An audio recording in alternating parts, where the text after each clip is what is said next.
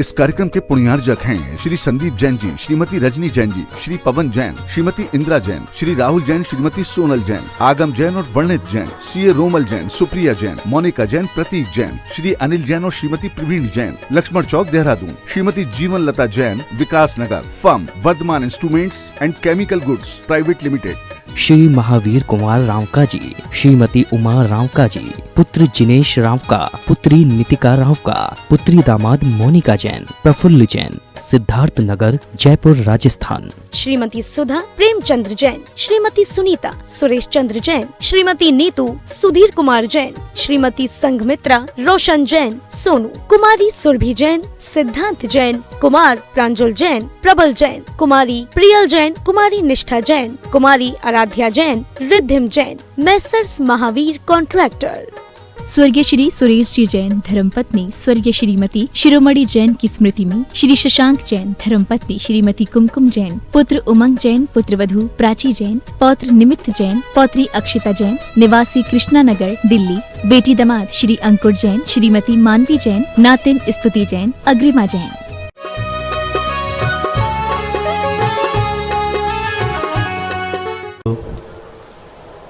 जय श्री ओम नमः सिद्धेभ्यः। जय श्री ओम नमः सिद्धेभ्यः। सर्वमंगलमांगल्यं सर्वकल्याणकारकं प्रधानं सर्वधर्माणां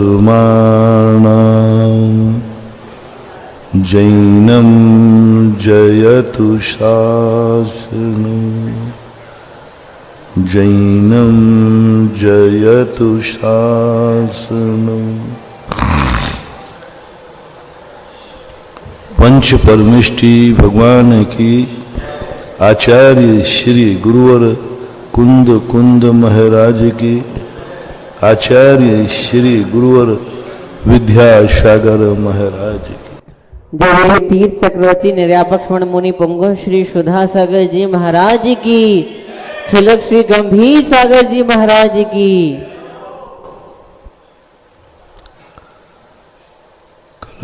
कल अपन ने समझा था कि व्यक्ति और प्रकृति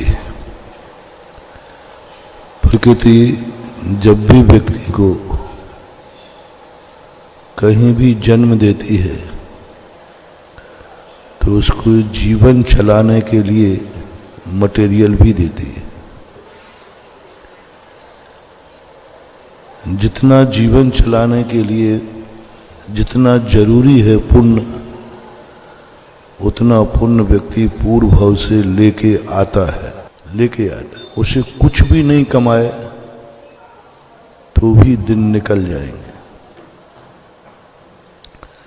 थोड़ी सी मेहनत कर लेगा तो जिंदगी की आवश्यकताएं पूरी हो जाएंगी। जैसे पशु लोग थोड़ी सी मेहनत कर लेते हैं, उनकी जिंदगी निकल जाती है। न वो व्यापार करते हैं, न वो पढ़ाई करते हैं, लेकिन फिर भी सारी दुनिया में पशु जिंदा है। कहीं ना कहीं से वो अपने जीवन की आवश्यक वस्तुओं की पूर्ति कर लेते हैं, जितना चाहिए है। जिंदगी जीने के लिए तुम्हें ज्यादा मेहनत नहीं करना, चल जाएगी। कल कहा था पेट दिया है तो प्रकृति ने रोटियों का इंतजाम भी किया है। अब वो रोटी चाहे मांग के खाना पड़े, चाहे बना के खाना पड़े, लेकिन रोटी मिल जाती है। उसके लिए कोई ज्यादा मेहनत नहीं करना। व्यक्ति की सबसे बड़ी पूंजी खर्च होती है जब वो कुछ एक्स्ट्रा चाहता है।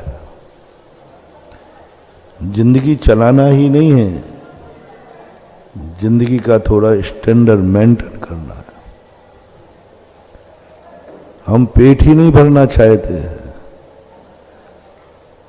पेट भरने के लिए तो दुनिया में बहुत है, लेकिन मन करता है अच्छे भोजन से भरें, बस अब बिल बढ़ेगा।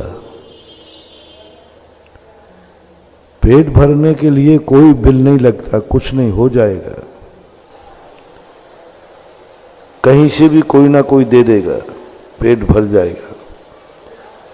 लेकिन जैसे ही तुम्हारा भाव आया महाराज जी पेट नहीं भरना, थोड़ा चुपड़ी हुई रोटी हो तो, थोड़ा सब्जी हो तो, थोड़ा अच्छा भोजन हो तो, बस जैसे जैसे तुम अच्छा शब्द लगाते जाओगे तैसे ही तैसे तुम्हारा बिल बढ़ता जाएगा।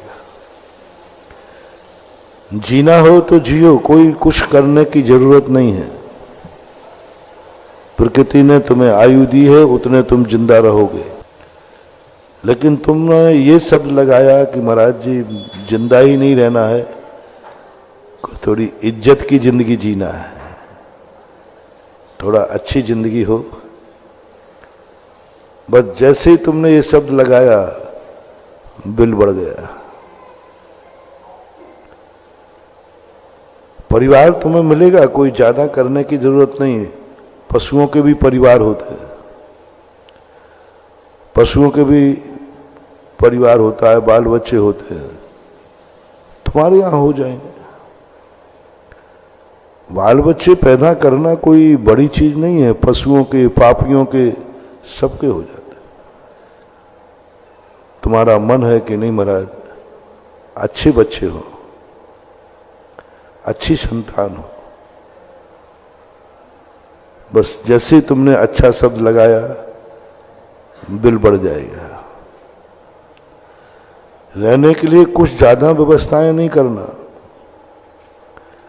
एक झोपड़ी में भी जिंदगी निकल जाती है।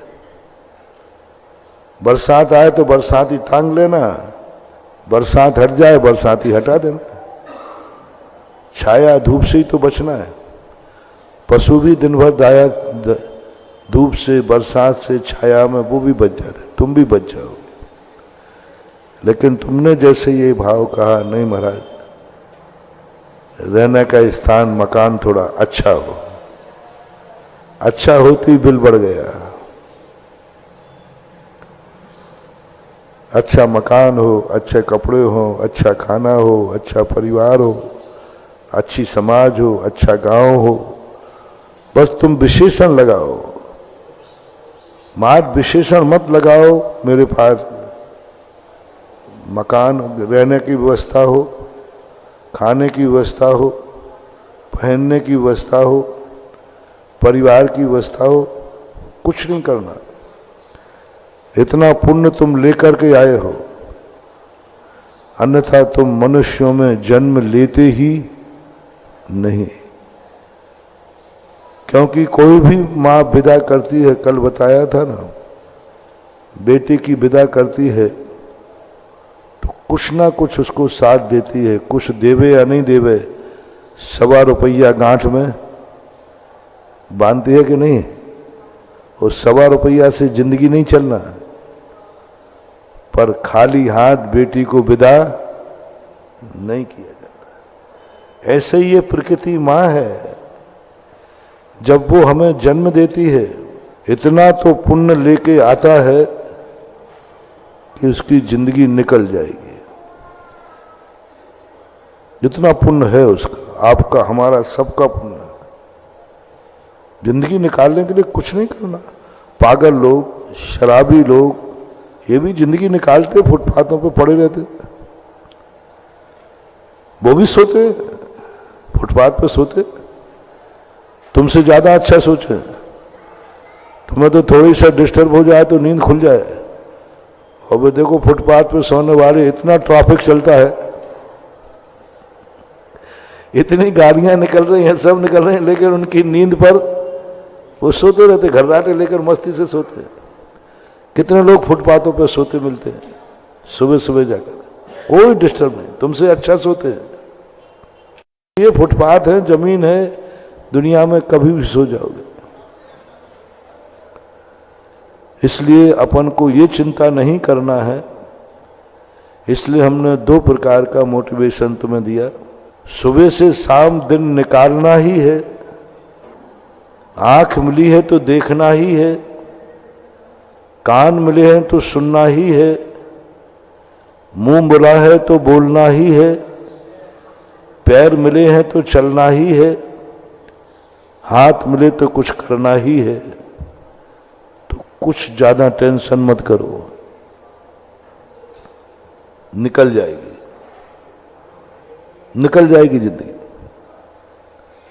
तुम इतना पुण्य लेके आए हो, इतनी पूंजी अपाने सबके पास है। फैसला करो, जिंदगी निकालना है कि कुछ इज्जत के साथ जीना चाहते हो। मात मकान सोने के लिए, रहने के लिए व्यवस्था चाहिए कि तुम्हारा मकान अच्छा हो, बंगला हो। जो दिखेगा वो देखना चाहते हो आंखों से कि मन माफिक देखना चाहते हो। 2 निर्णय। एक मैंने कहा आंखें मिली हैं तो कुछ ना कुछ तो दिखेगा। जो दिखेगा वो देखना चाहते हो या जो देखना चाहते हो वो दिखना चाहिए। 2 में से एक फैसला करना है। महाराज मेरी कोई इच्छा नहीं है, जो आंखों से दिखेगा खुलेगी, जो देखेगा मैं देख लूंगा। ये तो मच्छर भी देख लेता है। अपन बहुत आगे हैं। अपन कहो महाराज जो दिख रहा है वो नहीं देखना है मुझे, जो मैं देखना चाहता हूं वो दिखना चाहिए। जो मैं देखना चाहता हूं, मैं चाहता हूं कि सवेरे फलाना व्यक्ति का हमें दर्शन होना चाहिए, वो मिलना चाहिए। आंखें जो देखेंगी वह आनंद का विषय नहीं है। जो हम देखना चाहते हैं वो आंखें देखेंगी तो आनंद की। ऐसे ही कानों में जो सुनाएंगे हम सब सुनेंगे। पशु भी सुनता है, उसके और तुमसे बड़े बड़े कान हैं, लेकिन आप मनुष्य, जो कान सुनेंगे वही नहीं सुनना है। हम जो सुनना चाहते हैं वह सुनने में आना चाहिए। जो खाने में आएगा वही हम नहीं खाएंगे। जो हम खाना चाहते हैं वह भोजन में मिलना चाहिए। हम जहां जाना चाहते हैं हम वहां जाएंगे, जहां कहीं नहीं। हम जो करना चाहते हैं वह करेंगे, हर कहीं नहीं। जो मिल जाए उसको अपना बना लेंगे, नहीं। जो मिल जाए अपना बना लेंगे, करना क्या है? नहीं, आप इंसान हो, उसमें भी महाजन हो। हर व्यक्ति से संबंध नहीं बनाए जाते। मैं जिससे चाहूं उससे संबंध बनना चाहिए। पशु देख लो, किसी से भी संबंध बना लेते हैं। जो मिल गया उसी से संबंध बना लो ना। संबंधी तो बनाना है, जो मिल जाए। उनका कोई व्यक्ति निश्चित नहीं होता पशुओं का। जो मिल जाए अपनी वासना की पूर्ति के लिए किसी को भी बना लेते। उनको कोई, उनका कोई पति नहीं होता, उनकी कोई पत्नी नहीं होती। वासना तो होती है, वासना तो होती है। वासना की पूर्ति करते हैं। उनका इतना पुण्य कि मिल जाती है उनको वासना। लेकिन जिस किसी से जो मिल जाए उसी से। मनुष्य हो तो हर किसी से नहीं। कितनी बड़ी व्यवस्था है। जो जितना जितना महाजन होता जाता है वो हर किसी को अपना नहीं बनाता, हर किसी को नहीं बनाता। जिसको बनाना है उसे ही बनाता है। कुंडली मिलाता है, साकें मिलाता है, स्वयं देखता है, माँ बाप देखते हैं, परिवार देखते हैं, रिश्तेदार देखते हैं।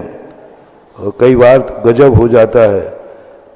शादी के पहले आप बच्चे बुलाते, महाराज जी आप देख लो ना, थोड़ा सा कर लो ये संबंध, आशीर्वाद दे दो। ओ मन के भैया तुम दोनों को करना है, मियाँ बीवी राजी, तो मुझे क्यों बीच में ला रहे हो? ओह नहीं महाराज जी, आप हम लोग निर्णय नहीं कर पा रहे, हम नया रिश्तेदार बना रहे हैं, नया संबंधी बना रहे हैं, घर में एक नए व्यक्ति को प्रवेश दे रहे हैं जो जिंदगी में मेरे घर का एक अंग होगा। कितनी सोच, कितना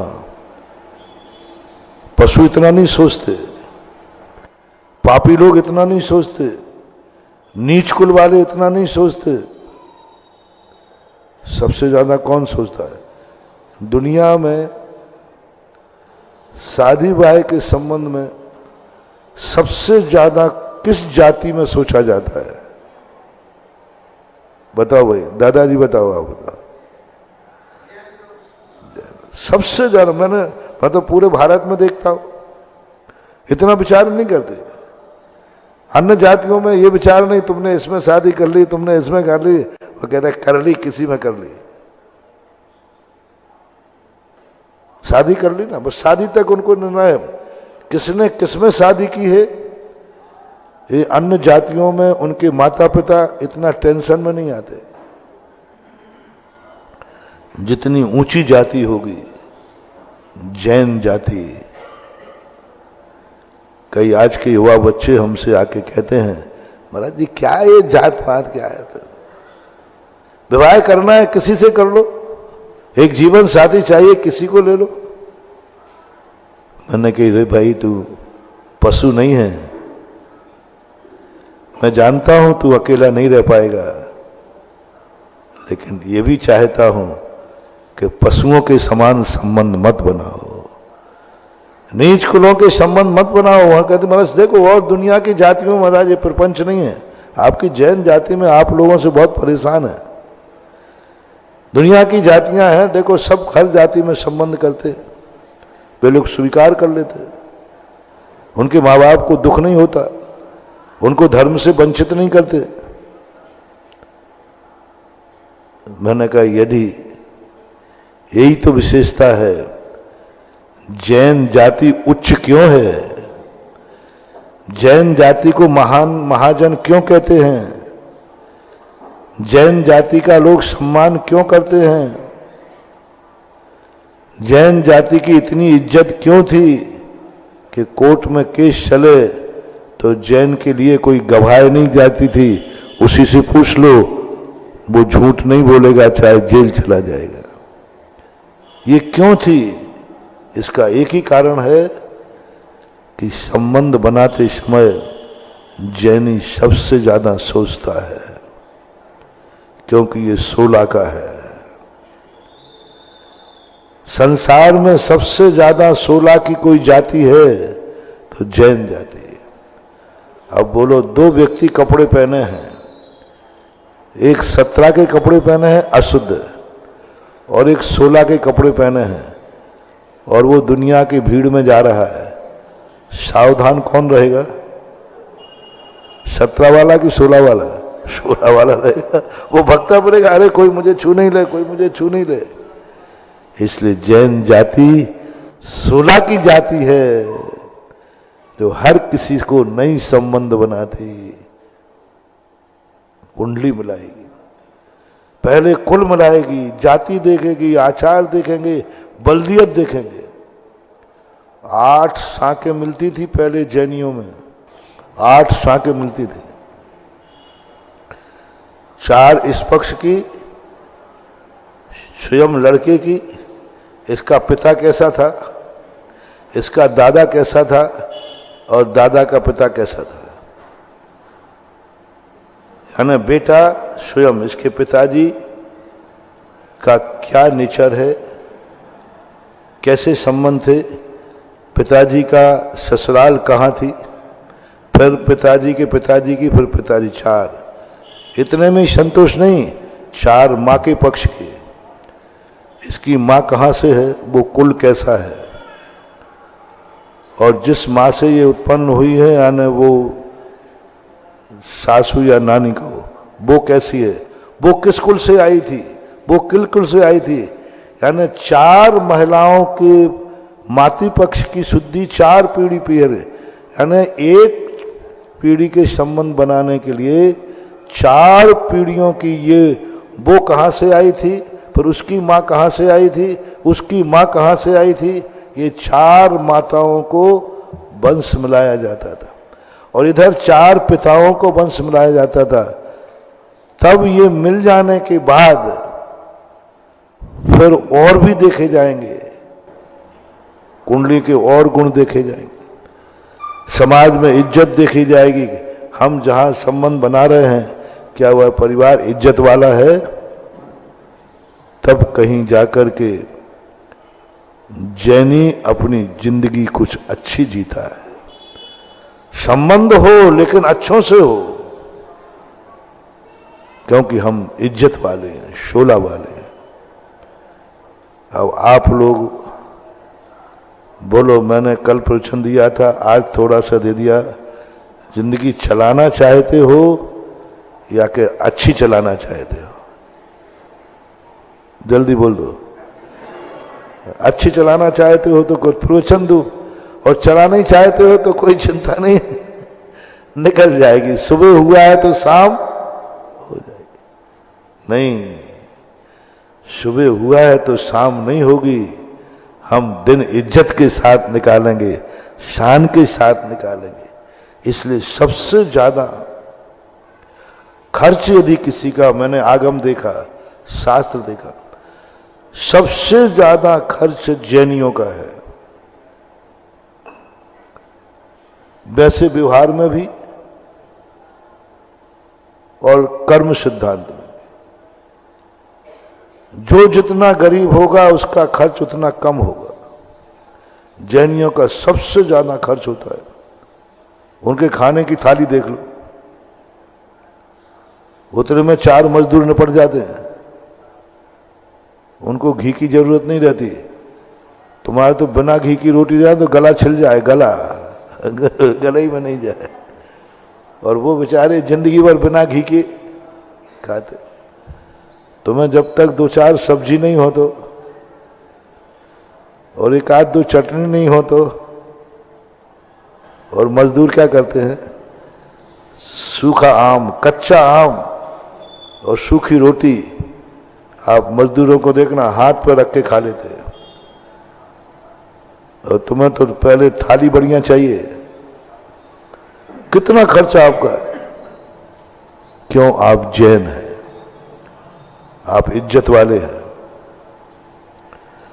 तो जैन कुल में जन्म लेने के लिए आपको अलग से पुण्य चाहिए, अलग से आपका बजट देखा जाता है। जब आप मरते हो तो ये कर्म सिद्धांत है, इसका बैंक बैलेंस देखो कितना है, कितना है इसके पुण्य में। ये कर्म का सिद्धांत बता रहा हूं। भाषा को मैं तुम्हें समझाने की भाषा बोल रहा हूं। जब व्यक्ति मरता है, विग्रह गतौ कर्म योगा, तो कंप्यूटर से उनका जो कंप्यूटर होगा देखा जाता है इस व्यक्ति का कितना पुण्य है। और बैंक बैलेंस को देख करके कहा जाता है इसके बैंक में तो कुछ नहीं है, इसने कभी कोई दान नहीं दिया, इसने कभी कोई आवास दान नहीं दिया, इसने कभी किसी को आहार दान नहीं दिया, आहार दान नहीं दिया, इसने कभी किसी की औषधि नहीं कराई, कभी किसी की सहायता नहीं की, बस जिंदगी जी है मस्ती के साथ। इसका पुण्य सब कुछ खाली है, लेकिन सज्जन है, पापी नहीं है, दुराचारी नहीं है, व्यसनी नहीं है। सावधान, व्यसनी नहीं है, कोई पापी नहीं है, पाप भी नहीं किया, धर्म भी नहीं किया, कुछ भी नहीं किया इसने। ठीक है, इसे किसी सबसे ज्यादा गरीब जैनी के यहां पैदा कर दो, बैंक में कुछ है ही नहीं। और यदि गड़बड़ भी किए हैं तो ठीक है, इसको किसी भिखारी के यहां पैदा कर दो, नीच कुल में पैदा कर दो, क्योंकि इसके पास पुण्य नाम की चीज है ही नहीं। इतना सा पुण्य है कि इसने कोई ऐसा निकृष्ट कार्य नहीं किया। जितना बैंक बैलेंस होगा, मध्यम होगा, मध्यम परिवार में जन्म हो जाएगा, उत्कृष्ट होगा तो उत्कृष्ट परिवार में मनुष्य बनोगे, लेकिन मलेच्छ खंड के बनोगे, भारत देश के नहीं बनोगे। क्योंकि भारत देश में जन्म लेने के लिए बहुत पैसा चाहिए, जैन कुल में जन्म लेने के लिए बहुत लंबा बजट चाहिए, और तुम्हारे पास बजट है ही नहीं। जैनी कम क्यों हो रहे हैं? जैनियों की संख्या कम क्यों हो रही है?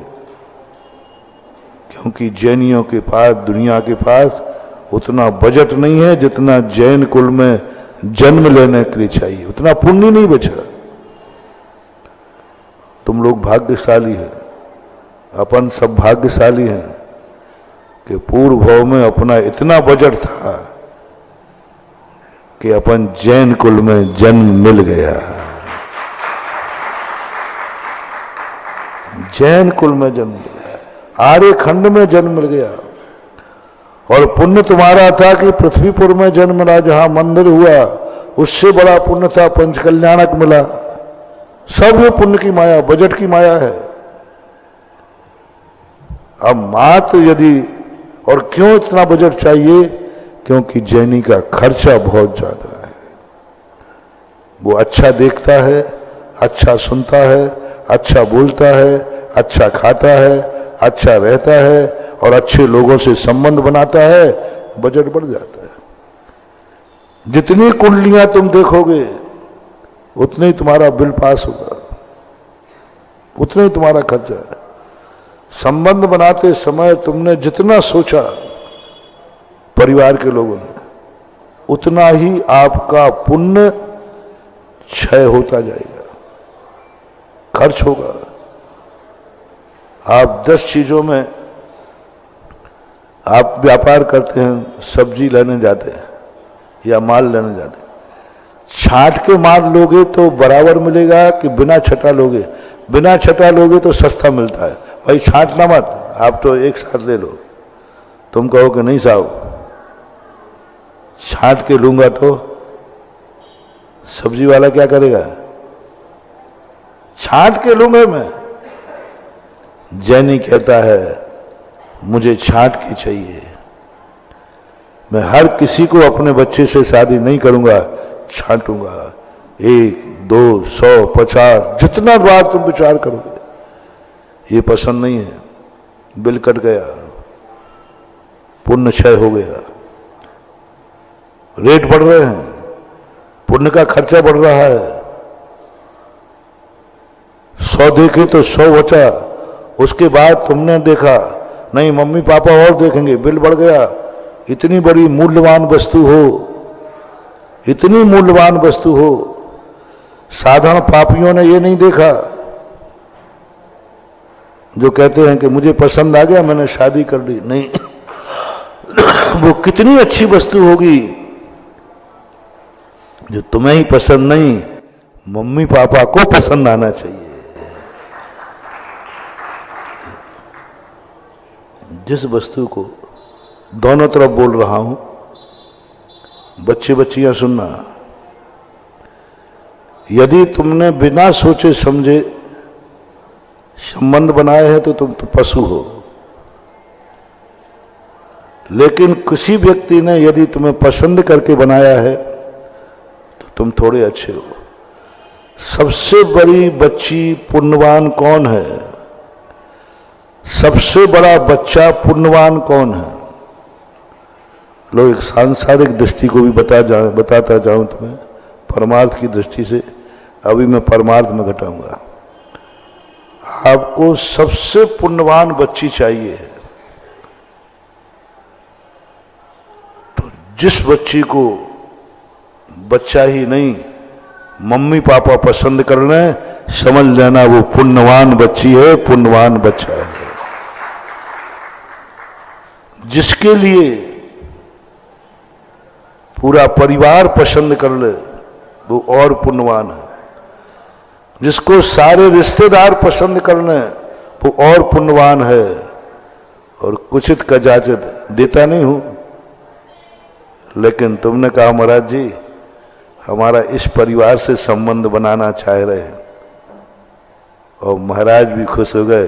वाह, आशीर्वाद। जाओ, उससे अच्छा परिवार दुनिया में हो नहीं सकता। जिस परिवार के संबंध बनाने में महाराज भी खुश हैं, यानी महाराज को भी पसंद है, तुम महाराज के भक्त हो ना, तो तुमने पूछ लिया महाराज जी आशीर्वाद दे दो ना, हम इन परिवार से नया संबंध बन रहा है। और महाराज ने मुस्कुरा के बोले अच्छा, बहुत अच्छा। इसका अर्थ है उस परिवार को महाराज भी जान, और जिस परिवार की इज्जत महाराज की दृष्टि में हो, उससे बड़ा दुनिया में इज्जतवान कौन होगा। महाराज की दृष्टि में इज्जत है जिससे तुम संबंध बना रहे हो, महाराज उसे पसंद करते हैं जिससे तुम रिश्तेदारी बना रहे हो। तो जो वस्तु जितने ज्यादा लोगों को पसंद आती है, वह वस्तु उतने ही मूल्यवान, इज्जतवान, पुण्यवान होती है। हर क्षेत्र में लगा लेना। अब आप देख लें, आप लोगों ने अरेंज शादी की है या लव शादी की है? अरेंज शादी का महत्व लोग पूछते हैं, महाराज अरेंज शादी और लव में दोनों में अंतर क्या है? शादी तो दोनों में होती है ना, होती तो है। अरेंज शादी मूल्यवान होती है, जो दो व्यक्ति पसंद नहीं करते हैं, पूरा परिवार पसंद करता है।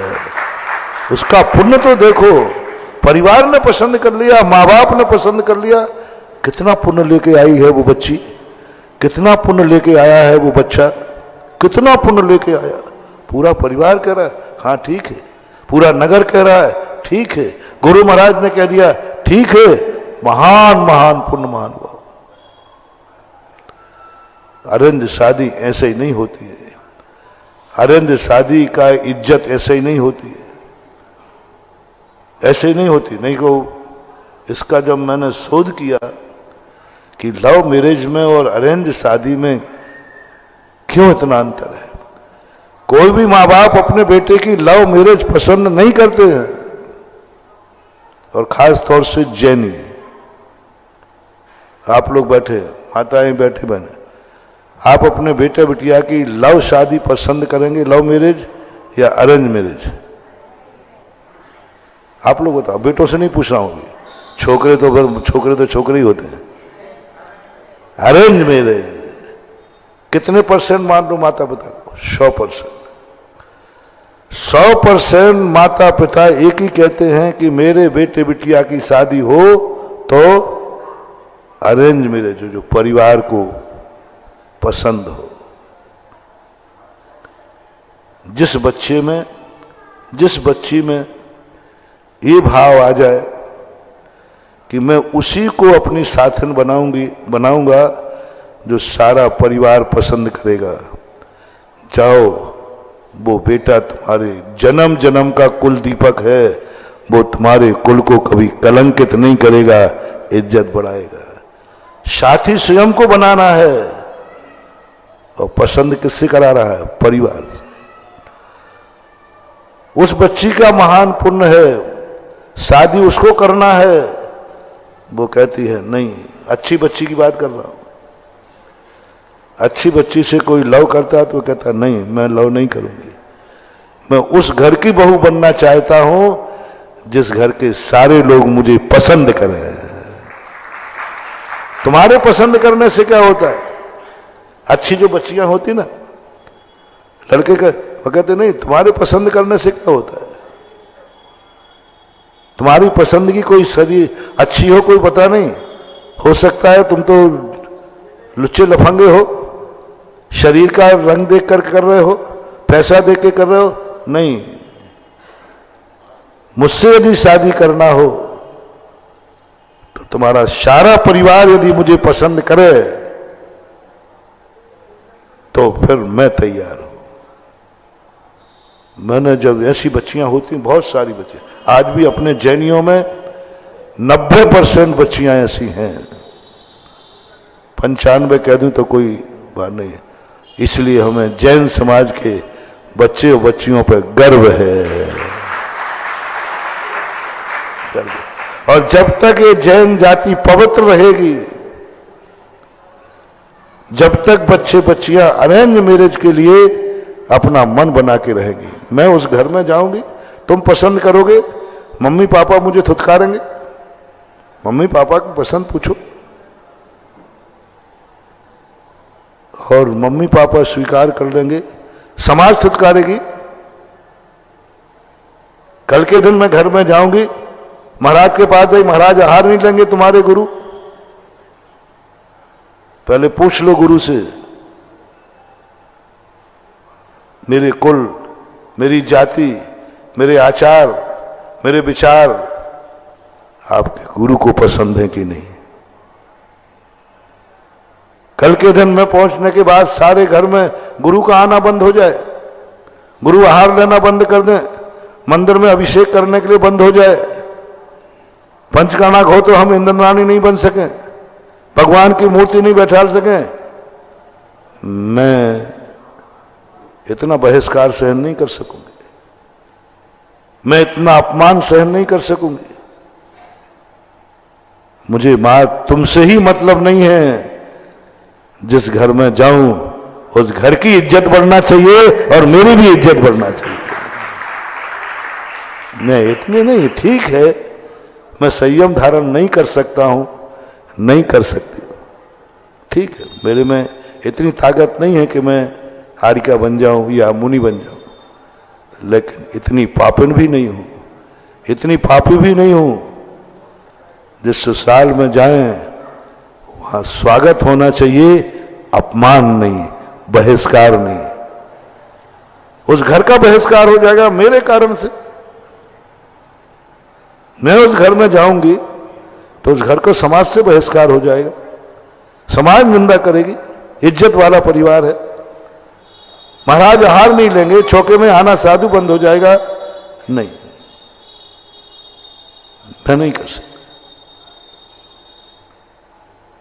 पूछो इसलिए वो कितनी मूल्यवान वस्तु है वो बच्चा और बच्ची दोनों, जो इतनी इज्जत के साथ संबंध बनाते हैं। गुरु महाराज तो छूटना नहीं चाहिए, गुरु महाराज तो नहीं छूटना चाहिए। तुम मेरे पति बनोगे, तुम मुझे पा जाओगे, लेकिन गुरु छूट जाएंगे। मेरे साथ एक केस हुआ ऐसा, एक बच्चे किसी बच्ची से उसको संबंध बनाने का भाव आया, लव किया, बच्ची पर मुझे गर्व है, बच्चे पर नहीं, उस अजैन बच्ची थी। उन्होंने कहा देखो भाई, आप मेरे से संबंध बनाना चाहते हैं, मुझे कोई ऐतराज नहीं, जैन कुल में मुझे जाने में कोई आपत्ति नहीं है, क्योंकि जैन कुल हमारे कुल से अच्छा है, धन में भी आप हमारे परिवार से अच्छे हैं, इज्जत में भी हमारा परिवार से आपके परिवार की इज्जत है, सब तरफ से आप प्लस हैं, मुझे आपके परिवार में जाने में कोई आपत्ति नहीं। बस एक बार एक कहलवा दो, क्या तुम्हारा ये, मेरा ये संबंध, मेरा ये आना माँ बाप को शगुन देगा? क्या तुम्हारे माँ बाप खुश होंगे? उसने कहा माँ बाप को मैं मना लूंगा, माँ बाप को मैं मना लूंगा। फिर क्या तुम्हारी समाज हमें इज्जत देगी? क्या समाज तुम्हारी मान जाएगी? मेरे कारण से तुम्हारा अपमान तो नहीं होगा? उसने कहा थोड़ा टाइम लगेगा, लेकिन समाज को भी मना लूंगा। तीसरा प्रश्न बड़ा गजब का था, क्या आपके कोई गुरु हैं? क्या आपके कोई भगवान हैं? मेरे से विवाह करने के बाद कहीं आपके गुरु तो नहीं छूट जाएंगे? क्या आपके गुरु आहार ले लेंगे? क्या आपको भगवान के अभिषेक करने का मौका मिलेगा? क्या जब कोई धार्मिक कार्यक्रम होंगे तो बराबर से आप और हम इंद्र बन सकते हैं? लड़के ने कहा ये मुश्किल है, फिर भी मैं प्रयास करता हूं। उसने प्रयास किया, माँ बाप को मना लिया। जातियों में तो आज कुछ दम रही नहीं, कोई दम नहीं रही। मेरे पास आया, महाराज जी हम इससे विवाह कर लेंगे तो क्या आप आहार ले लोगे? मैंने कहा नहीं। क्या हम भगवान की मूर्ति को छूने लायक रहेंगे? नहीं। वो जाति ऐसी थी थोड़ी। मैंने कहा मैं पंचकल्याणक में इंद्राणी बन सकती? मैंने नहीं। गजब महानुभाव। वो कन्या क्या कहती है, देखो तुम मुझे चाहते हो, मेरे से प्यार किया है, इसका अर्थ है कि मैं भी तुम्हें चाहती हूं, और हम एक दूसरे को चाह रहे हैं, तो हम जन्म जन्म के कहीं ना कहीं एक दूसरे के हितैषी है। तभी मेरा तुम्हारा मिलना हुआ, तभी तुम्हारा मन मेरे पे गया और मैं भी तुम्हें पसंद करती हूं। तो जो जिसको चाहता है वो उसकी बेइज्जती कराएगा कि इज्जत दिलाएगा? बोलो, आप लोग जिसको चाहते हैं उसकी बेइज्जती देखना पसंद करेंगे कि इज्जत? इज्जत। मेरे जाने से तुम्हारी इज्जत खत्म हो जाएगी, तुम्हारा कुल खत्म हो जाएगा, गुरु छूट जाएंगे, भगवान छूट जाएंगे।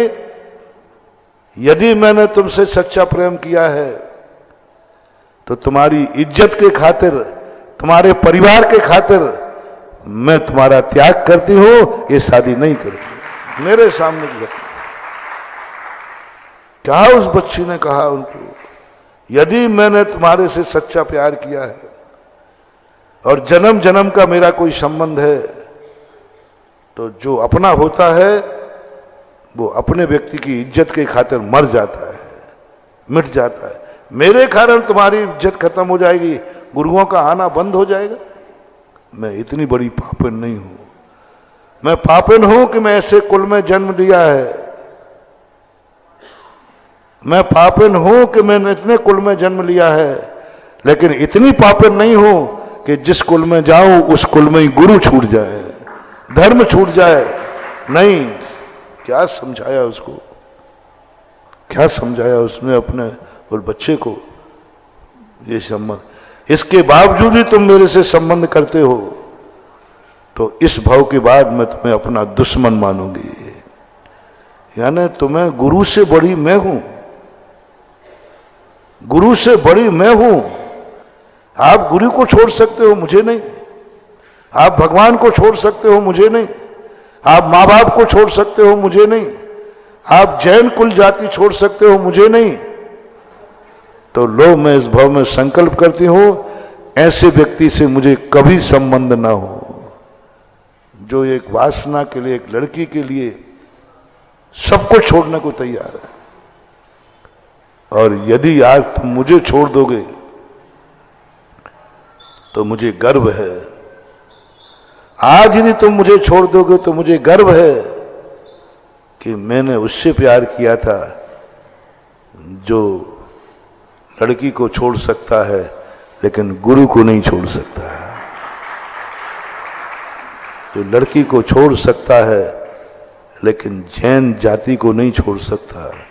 जो लड़की को छोड़ सकता है लेकिन माँ बाप को नहीं छोड़ सकता।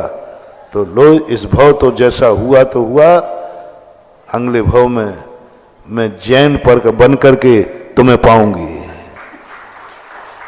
जैन बन के पाऊंगी मैं तुम्हें। अजैन बन के क्यों पाऊं, जैन बन के पाऊंगी। बोलो, इस बच्ची का चिंतन कैसा रहा, आप लोग बताओ ना, है? और ऐसे ही यदि बच्चे बच्चियां सोचने लग जाएं, क्या है, वे दुश्मन हैं। सुनो रे, लव मैरिज करने वाले वे दुश्मन हैं। जो तुमसे संबंध बनाते समय गुरु छूट जाए, धर्म छूट जाए, माँ बाप छूट जाए, परिवार छूट जाए, जाति छूट जाए, इज्जत खत्म हो जाए, वो तुम्हारी जिंदगी में जन्म जन्म की मीत नहीं आई है, वो पूर्व जन्म की कोई दुश्मन है जो तुम्हारी इज्जत धूल में मिलाने आई है। तुम क्या समझ रहे हो इसे लव? क्या समझ रहे हो इसे प्यार? वो प्यार नहीं बंधु। प्यार की आड़ में तुम्हारी जिंदगी बर्बाद कर रही है। गुरु से दूर कर दिया, धर्म से दूर कर दिया, परिवार से दूर कर दिया, मां बाप की आंखों में आंसू ला दिया। मां बाप रो पड़े, मैंने कहां का बेटा पैदा किया। बोलो, बेटा बिटिया की शादी होती है तो खुशी होती है कि रोना होता है? खुशी होती है। और आज क्या हो रहा है? मैंने कौन से पाप किए? बेटा की शादी देखो वो किससे करने जा रहा है। बे बद्दुआएं, बे आंसू कभी सहन नहीं करना महानुभाव। इसलिए मैं खास तौर से जैनियों से कहता हूं, लव मेरे से आई हुई कन्या तुम्हारी कुल को, तुम्हारी जाति को, तुम्हारी खुद की जन्म जन्म की बैरन है जो तुम्हारा सब कुछ नाश करके तुम्हें बर्बाद कर देगी। दुश्मन बन के ही बैर नहीं भजाया जाता है। मैंने अभी चतुर्मास में प्रवचन दिया था ललित में, द्वेष से ही दुश्मनी नहीं होती है, राग से भी दुश्मनी भंजाई जाती है। अपना बना के मारो। दुश्मन तो बेइज्जती करते ही है, दुश्मन तो बेइज्जती करता है द्वेष करके, कि इसकी बेइज्जती हो जाए, इसका घर टूट जाए, इसके घर में कलह हो जाए, महाराज का भी आशीर्वाद मिलना बंद हो जाए, दुश्मन करता है। ये सबको मालूम है। लेकिन इस दुनिया की बहुत बड़ी चाणक्य नीति है, अपना बन के तुम्हें मिटाता है। आस्तीन का सांप। ये दुनिया में तुम लोग सब दुश्मनों से बच रहे हो, दुश्मनों से आप लोग बचते हो। ये दुश्मन है, ये मुझे बेइज्जती करने का प्रयास करेगा, सावधान। सब बचते, मामी के सांप से सब बच जाते। लेकिन ये दुनिया की चाणक्य नीति, शकुनी मामा को पकड़ना बहुत कठिन है। शकुनी मामा, अपन क्या समझ रहे हैं? शकुनी कुरुवंश का साला था? नहीं, चाणक्य नीति थी। परम दुश्मन था, परम दुश्मन। जब शकुनी राजगद्दी पर बैठा तो उसने एक ही बात पूछी अपने आमात्यों से कि हमारे गंधार का सबसे बड़ा बैरी कौन है? तो उन्होंने कहा कुरुवंश, हस्तिनापुर। अब हस्तिनापुर का नाम सुनते ही शकुनी तो कहता है मैं तो बदला ले ही नहीं सकता, हस्तिनापुर तो बहुत बलशाली है, मैं उसको बर्बाद नहीं कर सकता, मैं कुछ भी नहीं कर पाऊंगा, क्योंकि हस्तिनापुर बहुत बड़ी गद्दी है। लेकिन जो कूटनीतिक होता है वो कहता है बर्बाद तो करके रहूंगा, लेकिन कैसे करूं? युद्ध का डंका बजाता हूं, मर जाऊंगा। शकुनी मामा इसलिए प्रसिद्ध है, शकुनी मामा की नीति बहुत जगत में प्रसिद्ध है महानुभाव। उसने कहा ठीक, एक उपाय है, दशरथ की शादी नहीं हो रही है। बहुत प्यारी थी उसको बहन, गंधार को बहुत प्यारी थी बहन गंधारी। उसने वैष्णव दर्शन के अनुसार भी गंधारी का विवाह दशरथ से कर दिया। देखना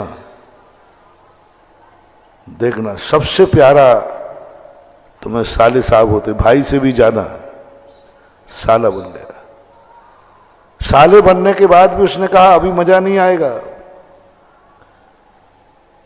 अभी वंश नहीं बना, मेरा अंश नहीं पहुंचा, बेटे को पैदा हो जाने दो। भांजा हो गया।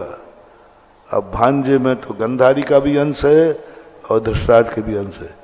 भांजे को अपने पक्ष में करके बोलो, दशरथ और कौरव दुर्योधन आदि सबसे ज्यादा विश्वास किस पे करते थे? शकुनी पर। दुर्योधन सबसे बड़ा हितैषी किसको मानता था? और वो सबसे बड़ा दुश्मन था।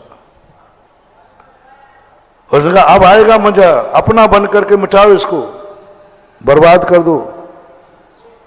और अपना बन करके जब उसने सारे 100 पुत्र मारे गए, जब अंत में गंधार बनता है तो वह जय गंधार कह के कहता है, हे मेरे पूर्वज, तुमने 7 पीढ़ियों में हस्तिनापुर से बदला नहीं ले पाए और हस्तिनापुर का नाश नहीं कर पाए, मैंने आज हस्तिनापुर का नाश कर दिया, कोई पानी देने वाला भी नहीं बचा। हाँ, मैं भूल गया था तुम जैनी है। तो क्या चाहिए महाराज? थोड़ा मकान थोड़ा स्टैंडर्ड का तो हो, ठीक है, आमदनी बढ़ा दे, मंदिर बना दे, बंगला बन जाएगा, मंदिर की आमदनी, बंगले का खर्च। क्यों बनवाते हैं तुमसे मंदिर? मैंने पहले ही कह दिया, भगवान को मंदिर की कोई जरूरत क्यों बनवाते तुमसे? क्योंकि तुम्हें मकान अच्छा चाहिए है, तो मकान में जो खर्च होना है उसकी आमदनी तो मंदिर से होगी। तुम घर में शादी ब्याह करते हो तो यूं पीले हाथ करके विदा करना चाहते हो, थोड़ा महाराज इज्जत से बोलो ना, अनु महाराज जी शादी ब्याह हो, थोड़ा इज्जत से हो, इतनी ताकत हो कि हम 4 लोगों को बुला सकें, उनको भेंट दे सकें, ऐसी करना है, ठीक है। खर्चा बढ़ा दिया ना तुमने। अरे भाई चुपचाप दोनों की शादी करना थी, जाकर के आर्य मंदिर में 5 रुपए में शादी कराओ, 500 रुपये और क्या है दोनों। अरे नहीं महाराज, ये जैनी कोई एरा खेरा की शादी थोड़ी है, जैनी की शादी है, बेटा बिटिया की शादी है, इज्जत से कराऊंगा। महाराज इतना आशीर्वाद दे दो कि थोड़ा इज्जत से जी सकूं, बारात बुलाऊं, 10 लोगों को बुलाऊं, इज्जत के साथ जिमाऊं, इज्जत के साथ भेंट दूं, है कि नहीं? ये भाव बोलो ना जल्दी। हाँ, अब लंबा खर्चा बता दिया तुमने, शादी नहीं बताई, अच्छी शादी। कल कह रहे थे ना ललितपुर का शाही पंचकड़ा, महाराज यहां दे दो। हाँ, खर्चा बढ़ाओगे तो इनकम तो बताओ पहले। अब इनकम बढ़ाने के लिए लो, मैं आशीर्वाद दे रहा हूं, अच्छी शादी होगी, तुम्हारे पास 4 लोग आएंगे, रिश्तेदार आएंगे, बढ़िया भेंट देना, बहुत कितनी अच्छी करना चाहते हो तुम कल्पना कर लो। तुम अपने बेटा बिटिया की और स्वयं की शादी कितनी अच्छी करना चाहते हो, जैसी तुम्हें कल्पना करना करो। आज मैं किमिक्षक दान दे रहा हूं पृथ्वी पर वालों, करो कैसी शादी चाहते हो अपने बेटा बिटिया की, प्लान से, जो तुम्हें कल्पना करने में क्या बिगड़ रहा है, कल्पना कर लो। ऐसी इज्जत के साथ होना चाहिए, लोग देख के रह जाएं कि पृथ्वीपुर में किसी ने शाही शादी की है। बिल बढ़ जाएगा, आमदनी बढ़ाओ, आमदनी बढ़ाओ, बस एक शाही विधान कर दो, इनकम हो जाएगी, शाही शादी कर लेना, खर्च हो जाएगा। खर्च करोगे और आय नहीं बढ़ाओगे बेटा तो ध्यान रखना, आमद कम खर्चा भारी, लक्षण है मिट जाने का, कुवद कम गुस्सा भारी, लक्षण है पिट जाने का। यही तो तुम लोग समझते हो। महाराज लोग क्यों पीछे पड़ते हैं, क्यों ये मंदिर बनवाते, क्यों पंचकड़ा कराते, क्यों हमारे त्याग के पीछे पड़ते हैं? अभिषेक को आओ, ये छोड़ो, बंधुओं मैं बिल्कुल पीछे नहीं पड़ रहा हूं, तुम्हारा कोई हूं के नहीं, बोलो ना। तो बस एक ही है, तुम्हारे खर्चे भी तो ऊटपटांग हैं, तुम्हारे खर्चे भी तो स्टैंडर्ड के हैं। तो इनकम कमाने के लिए हमें स्रोत बताना पड़ता है कि भाई जिंदगी में मरने के पहले नित्य नियम पूजन के अलावा एक विधान करके जरूर मरना, जिससे खर्च निकल आएगा। पंच कल्याणा क्यों? इसलिए जरूरी नहीं 500 रुपए में पंच कल्याणक हो जाता है, हो जाएगा। महाराज पहले नहीं बताया आपने, हो जाएगा, बहुत बढ़िया पंचांगना करूंगा, निर्दोष, कोई कमी नहीं आएगी। लेकिन फर्क इतना है, इनकम कुछ भी नहीं होगी तुम्हें। मैं 500 रुपये में पंचांगना कर दूंगा पक्का, निर्दोष। तुम एक नियम ले लो, 500 रुपये में शादी होगी आज के बाद पृथ्वीपुर में, पक्का निर्दोष शादी। 500 रुपये में शादी बिल्कुल अच्छी तरह हो जाए, कोई दोष नहीं आएगा, गारंटी मैं लेता हूं। चलो मैं करा दूंगा, पंडित में बन जाऊंगा तुम्हारी 500 रुपये में, कहीं गड़बड़ी नहीं कराऊंगा। 500 रुपये में आज के बाद बेटा बिटिया की शादी पृथ्वीपुर में होगी। और सब लोग ये भावना करें, महाराज हमारे यहां सदा ऐसे ही हो गए, है कुवत नियम लेने की। हाँ नहीं महाराज, ऐसे थोड़ी गए बीते, स्टैंडर्ड से करूंगा। शान स्वागत के 500 क्या 5 लाख 50 लाख लगे तो बोलो, एक आशीर्वाद ये दे रहा हूं कि 500 रुपये में यहां की पूरी समाज, अभी दिया नहीं पूछ रहा हूं, इतनी असमर्थ हो जाए कि बेटा बिटिया की शादी में 500 से ज्यादा खर्च कर ही नहीं पाएगी। 500 से ज्यादा खर्च करने लायक ही नहीं तुम रहोगे। शादी के लिए अभिशाप नहीं दिया मैंने, 500 रुपये से ज्यादा शादी के करने लायक तुम नहीं रहोगे। एक आशीर्वाद ये है, वो शादी होगी पक्का है। कौन ले रहा है? महाराज जी आप तो गड़बड़ कर रहे हो, तो बोलो क्या चाहते हो। अब तुम बोलो, ये तो मैंने बता दिया, अब तुम बोलो क्या चाहते हो। तुम अपनी तरफ से बोलो, कितने की शादी अच्छे से अच्छी, कमजोर नहीं, अंदर से बोलो कितनी अच्छी शादी करना चाहते हो तुम अपने घर में बेटा बिटिया की, कितनी अच्छी मांग लो। आज क्या मांगना है? कितनी अच्छी? 5 करोड़। चलो कम मांगा है, नहीं तो ये कहते नहीं महाराज बारात प्लेन से आवे और हर बाराती को एक एक प्लेन भेंट में दूं। मांग लो, क्या बात है, मांग लो। बोलो, झूठ मत बोलना। यदि ये समर्थ आ जाए तो आपको ऐतराज?